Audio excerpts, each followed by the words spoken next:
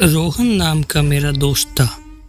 उसकी तुरंत ही नौकरी लग गई थी और उसकी पोस्टिंग मेरे ही गांव में हुई थी।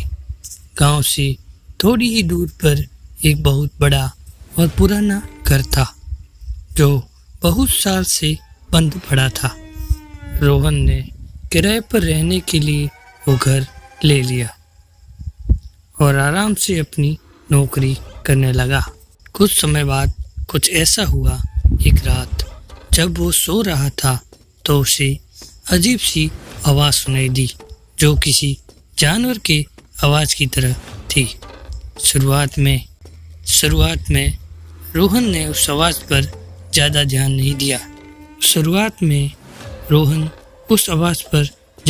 नहीं दिया, लेकिन फिर दूसरे दिन भी उसे वही आवाज़ सुनाई देने लगी।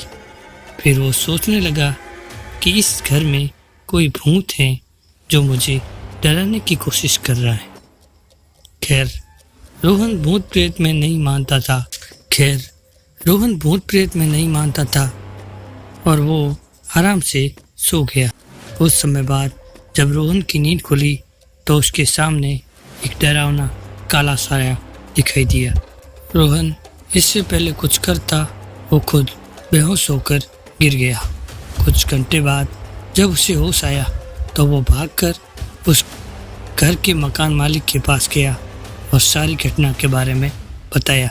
उस मकान मालिक ने रोहन को बताया कि कुछ साल पहले हमारे घर के ऊपर की मंजिल में एक व्यक्ति रहता था। बहुत साल पहले इस गांव के कुछ लोगों ने उसके साथ गलत व्यवहार करके उसकी हत्या कर दी। तब से लेकर आज तक उसकी लाश का पता नहीं चला।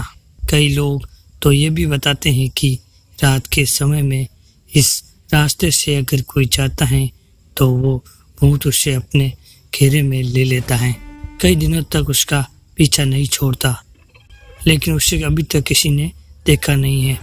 कभी कभी उसकी डरावनी आवाज़ सुनाई देती है और सबकी नींद उड़ा देती है।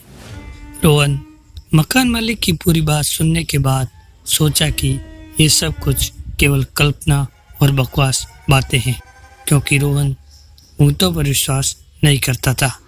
इसलिए वो वहाँ से चुपचाप अपने घर चला गया।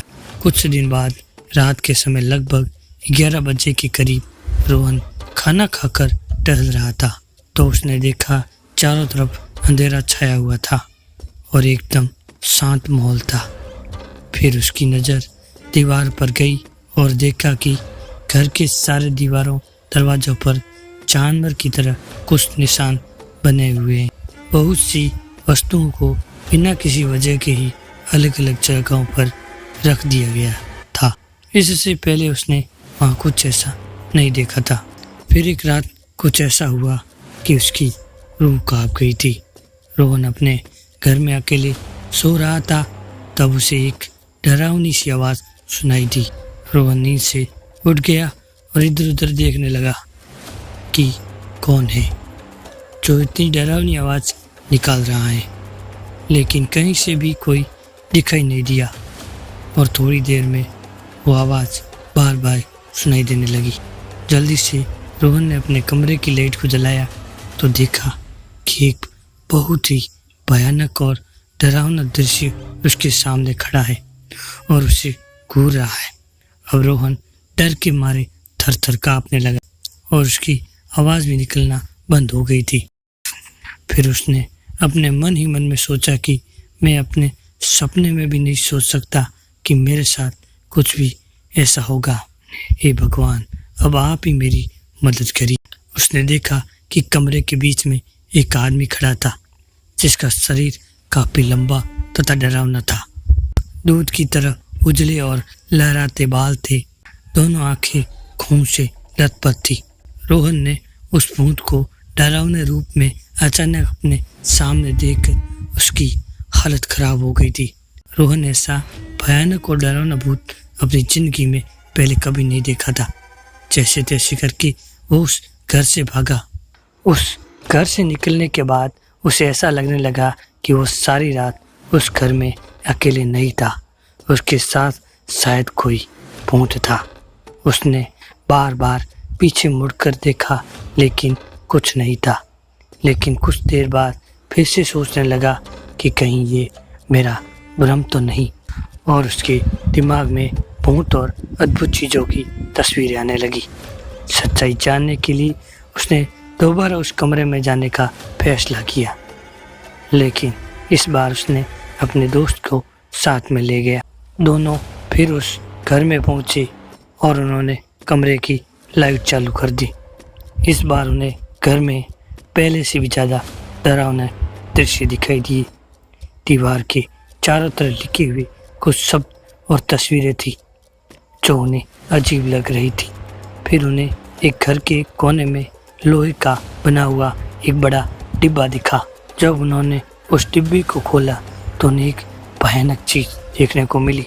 उस डिब्बे में एक आदमी की लाश पड़ी हुई थी जिसका सिर अलग हो गया था। उन दोनों ने उस लाश को देखकर पहले से और ज़्यादा डर गए और उसे वहीं छोड़ दिया और घर से निकलकर भागने लगी। जैसे ही दोनों वहां से भागने लगे वैसे ही उनके कानों में एक डरावनी आवाज़ सुनाई दी। जैसे उन्हें कोई कह रहा हो वहीं रुक जाओ, यहाँ से वापस जाने की सोचना ही मत। अब तुम दोनों मेरे शिकार बन गए हो, रुक जाओ वहीं पर, नहीं तो मैं तुम्हें अभी मार डालूंगा। रोहन और उसका दोस्त वहीं रुक गए और पीछे मुड़कर देखा तो उन्हें कोई दिखाई नहीं दिया, बस उसकी आवाज़ सुनाई दे रही थी। उन दोनों ने एक दूसरे का हाथ पकड़ा और वहाँ से भागते हुए उस घर से कहीं दूर जाके रुकी। थोड़ी ही देर बाद सुबह हो गई। दोनों दोस्त गांव में गए और डरते हुए उन्होंने अपनी सारी घटना गांव वालों को बताई और गांव वालों को सावधान करवाया कि गलती से भी कोई इस घर में न जाए। हम लोग तो जैसे तैसे करके वहाँ से भाग गए, लेकिन अब दोबारा कोई वहाँ गया तो शायद जिंदा वापस न आए। रोहन ने उसी दिन अपनी पोस्टिंग किसी दूसरी जगह करवाई और उसी दिन वहाँ से अपना सारा सामान लेकर हमेशा के लिए चला गया।